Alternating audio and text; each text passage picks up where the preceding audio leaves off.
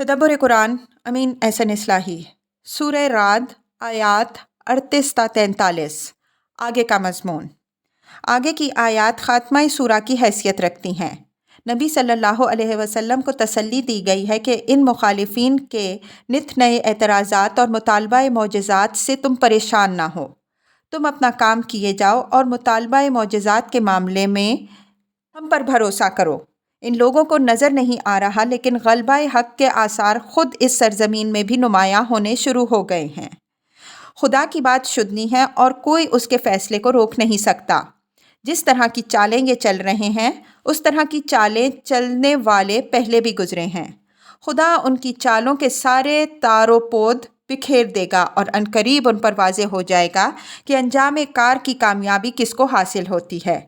اگر یہ تمہیں رسول نہیں مانتے تو کہہ دو کہ میرے اور تمہارے درمیان اللہ اور حاملین علم کتاب کی گواہی کافی ہے۔ آیات کی تلاوت فرمائیے۔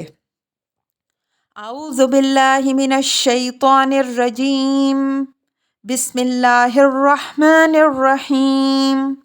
وَلَقَدْ أَرْسَلْنَا رُسُلًا مِّن قَبْلِكَ وَجَعَلْنَا لَهُمْ أَزْوَاجًا وَذُرِّيَّةً وَمَا كَانَ لِرَسُولٍ أَن يَأْتِيَ بِآيَةٍ إِلَّا بِإِذْنِ اللَّهِ لِكُلِّ أَجَلٍ كِتَابٌ يَمْحُو اللَّهُ مَا يَشَاءُ وَيُثْبِتُ وَعِندَهُ أُمُّ الْكِتَابِ وَإِمَّا نُرِيَنَّكَ بَعْضَ الَّذِي نَعِدُهُمْ أَوْ نَتَوَفَّيَنَّكَ فَإِنَّمَا عَلَيْكَ الْبَلَاغُ وَعَلَيْنَا الْحِسَابُ أَوَلَمْ يَرَوْا أَنَّا نَأْتِي الْأَرْضَ نَنقُصُهَا مِنْ أَطْرَافِهَا وَاللَّهُ يَحْكُمُ لَا مُعَقِّبَ لِحُكْمِهِ وَهُوَ سَرِيعُ الْحِسَابِ وَقَدْ مَكَرَ الَّذِينَ مِن قَبْلِهِمْ فَلِلَّهِ الْمَكْرُ جَمِيعًا يَعْلَمُ مَا تَكْسِبُ كُلُّ نَفْسٍ وَسَيَعْلَمُ الْكُفَّارُ لِمَنْ عُقْبَى الدَّارِ وَيَقُولُ الَّذِينَ كَفَرُوا لَسْتَ مُرْسَلًا قُلْ كَفَى بِاللَّهِ شَهِيدًا بَيْنِي وَبَيْنَكُمْ وَمَنْ عِندَهُ عِلْمُ الْكِتَابِ۔ ترجمہ۔ اور ہم نے تم سے پہلے بھی رسول بھیجے اور ان کو بیویاں اور اولاد بھی عطا فرمائیں، اور کسی رسول کے اختیار میں یہ نہیں کہ وہ اللہ کے اذن کے بغیر کوئی نشانی لا سکے۔ ہر چیز کے لیے ایک وقت اور ہر وقت کے لیے ایک نوشتہ ہے۔ اللہ جس چیز کو چاہتا ہے مٹا دیتا ہے اور جس چیز کو چاہتا ہے باقی رکھتا ہے، اور اصل کتاب اسی کے پاس ہے۔ اور جس چیز کو ہم ان کی دھمکی دے رہے ہیں، اس کا کچھ حصہ یا تو ہم تم کو دکھا دیں گے یا ہم تم کو وفات دے دیں گے، بس تمہارے اوپر صرف پہنچا دینے کی ذمہ داری ہے۔ حساب کی ذمہ داری ہم پر ہے۔ کیا وہ یہ نہیں دیکھ رہے کہ ہم سرزمین کی طرف اس کو اس کے اطراف سے کم کرتے ہوئے بڑھ رہے ہیں؟ فیصلہ اللہ کرتا ہے اور کوئی اس کے فیصلے کو ہٹانے والا نہیں، اور وہ بہت جلد حساب چکا دینے والا ہے۔ جو ان سے پہلے گزرے انہوں نے بھی چالیں چلیں، لیکن چالیں سب اللہ کے اختیار میں ہیں۔ ہر جان جو کچھ کرتی ہے اس کو وہ جانتا ہے، اور یہ کافر جان لیں گے کہ دار آخرت کی کامیابی کس کے لیے ہے۔ اور یہ کافر کہتے ہیں کہ تم خدا کے بھیجے ہوئے نہیں ہو۔ کہہ دو میرے اور تمہارے درمیان اللہ اور وہ لوگ گواہی کے لیے کافی ہیں جن کے پاس کتاب کا علم ہے۔ الفاظ کی تحقیق اور آیات کی وضاحت۔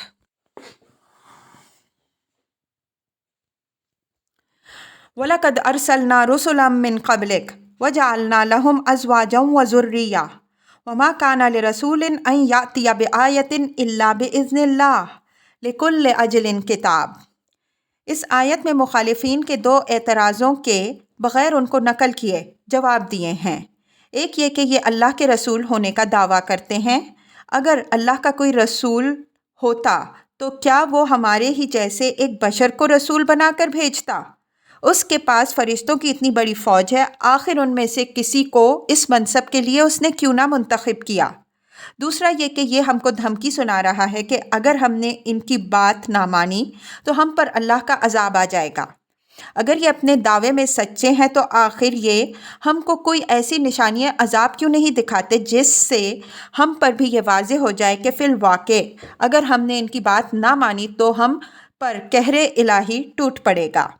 ان میں سے پہلے اعتراض کا جواب یہ دیا کہ تم دنیا میں پہلے رسول نہیں ہو، تم سے پہلے بہت سے رسول آ چکے ہیں، وہ سب بشر ہی تھے، ان میں سے کوئی بھی مافوق بشر نہیں تھا، سب بیوی بچے رکھتے تھے اور اسی طرح کھاتے پیتے تھے جس طرح تم کھاتے پیتے ہو۔ دوسرے اعتراض کا جواب یہ دیا کہ کوئی نشانی اور معجزہ دکھانا رسول کے اختیار میں نہیں ہوتا، بلکہ اس کا انحصار اللہ کے اذن اور اس کی حکمت پر ہے۔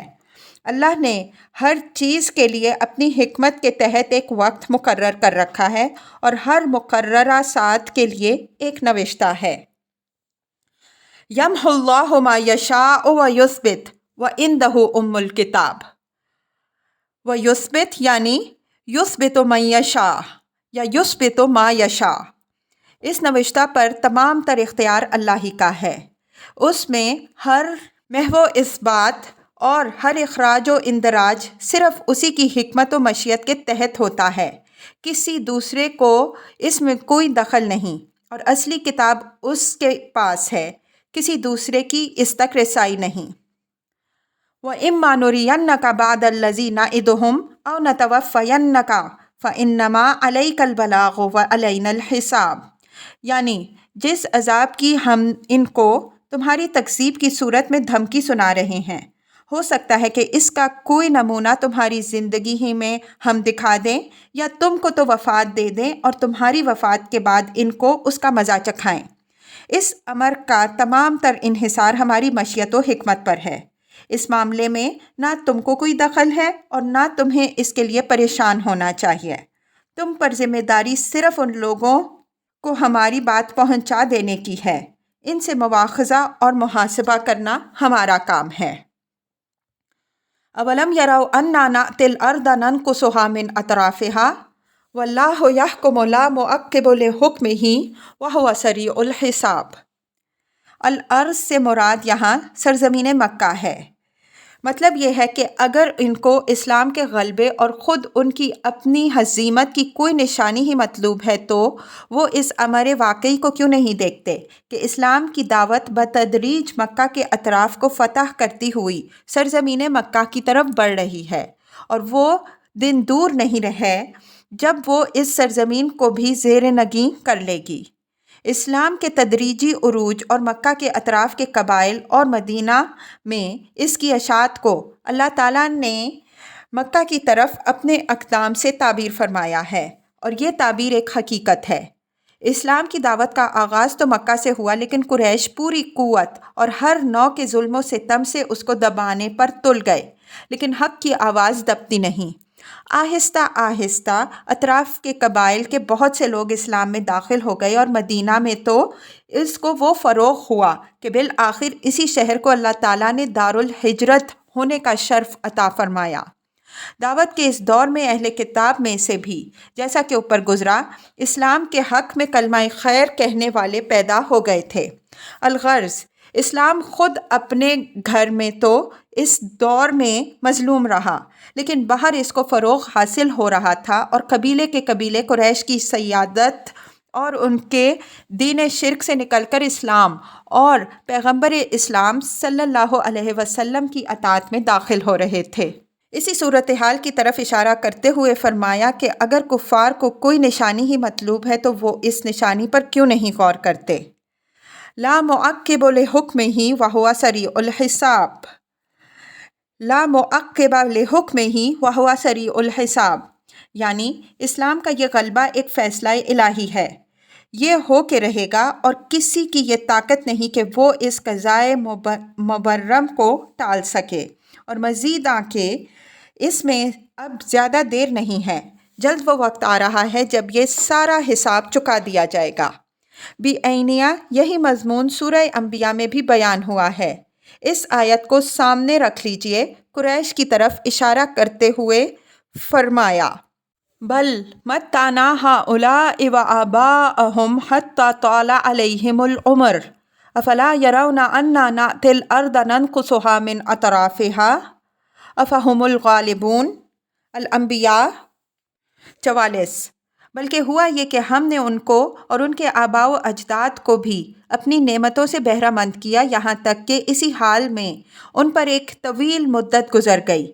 اس وجہ سے یہ اس گھمنڈ میں مبتلا ہو گئے ہیں کہ یہ اسی طرح ہمیشہ غالب و سربلند رہیں گے۔ کیا وہ نہیں دیکھ رہے ہیں کہ ہم ان کی سرزمین کی طرف اس کو اس کے اطراف سے کم کرتے ہوئے بڑھ رہے ہیں؟ تو کیا یہ علامت اس بات کی ہے کہ وہی غالب رہنے والے ہیں؟ غالباً اسی آیت کی بنا پر بعض لوگوں نے اس سورہ کو مدنی قرار دیا ہے۔ ان کا ذہن اس طرف گیا کہ ننقصھا من اطرافھا سے اشارہ مسلمانوں کی جہادی فتوحات کی طرف ہے، اور جہادی فتوحات کا تعلق چونکہ مدنی دور سے ہے، اس وجہ سے یہ سورہ ان کے نزدیک مدنی ہوئی۔ لیکن ہمارے نزدیک اس سے اشارہ اسلام کی دعوتی فتوحات کی طرف ہے۔ پھر اوپر آپ نے دیکھا کہ بعینیہ یہی آیت تھوڑے سے تغیر الفاظ کے ساتھ سورہ انبیاء میں بھی ہے، جو بالاتفاق مکی ہے۔ البتہ ان الفاظ سے یہ بات ضرور نکلتی ہے کہ یہ سورہ مکی زندگی کے اس دور سے تعلق رکھتی ہے جب مکہ کے اطراف کے قبائل اور مدینہ میں اسلام کی دعوت زور پکڑ رہی تھی، اور قریش کی سیادت کی چولیں ڈھیلی ہو رہی تھیں، بالخصوص حضرت صلی اللہ علیہ وسلم اور کمزور مسلمانوں پر۔ ان کے مظالم نے ان کی اخلاقی ساکھ مکے سے باہر والوں کی نظر میں بالکل ہی گرا دی تھی۔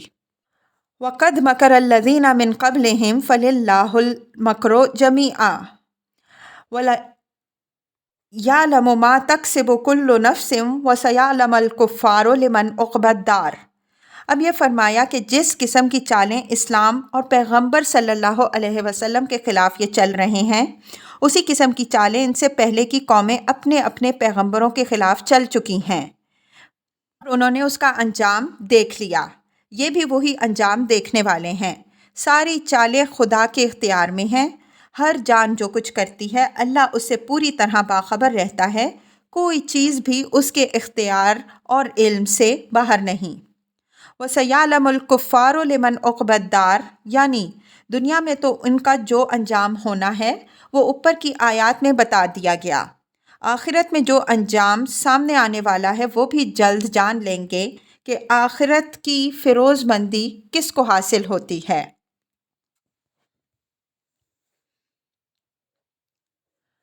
وَيَقُولُ الَّذِينَ كَفَرُوا لَسْتَ مُرْسَلًا قُلْ كَفَى بِاللَّهِ شَهِيدًا بَيْنِي وَبَيْنَكُمْ وَمَنْ عِندَهُ عِلْمُ الْكِتَابِ، یعنی یہ سارے دلائل و شواہد سننے اور دیکھنے کے باوجود اگر یہ کفار یہی کہتے ہیں کہ تم فرستادہ خدا نہیں ہو، تو ان سے مزید بحث کی ضرورت نہیں۔ ان سے کہہ دو کہ یہ میرے اور تمہارے درمیان خدا کی گواہی کافی ہے، اور ان لوگوں کی جو کتاب الہی کے علم کے سچے حامل ہیں۔ یہ اشارہ اہل کتاب میں سے ان کے علماء کی طرف ہے جن کا ذکر اوپر آیت 36 میں گزرا۔ اس سورہ کی تفسیر میں یہ آخری سطریں ہیں جو اس بے مایہ کے قلم سے حوالہ قرطاس ہوئیں۔ وآخر دعوانا ان الحمد للہ رب العالمین۔